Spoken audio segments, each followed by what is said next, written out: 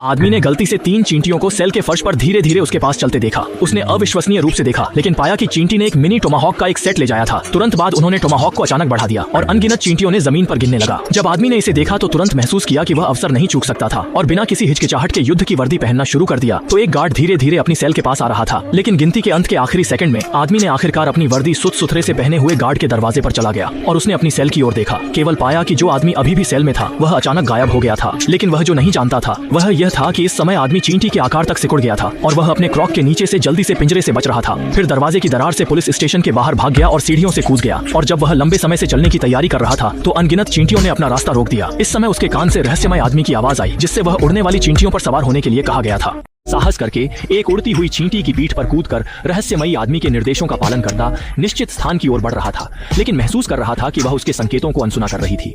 इस दौरान वह कभी एक टैक्सी में सवार होकर तो कभी बस में जाता दिखा और लोग बिना वजह उस पर हमला कर रहे थे। अंत में समस्यात्मक होकर उसने उस रहस्यमयी आदमी से जवाब तलब किया। तब समझ में आया कि चींटी उसी के अधीन थी जिस वजह से इतनी अनियंत्रित उड़ान भर रही थी, जिसके चलते वह आदमी चक्कर आकर गिर पड़ा और चींटी से ऊंचाई से नीचे आ गिरा। जब वह होश में आया तो खुद को एक अजीब बिस्तर पर पाया और एक रूपवती युवती उसे निहार रही थी। लड़का।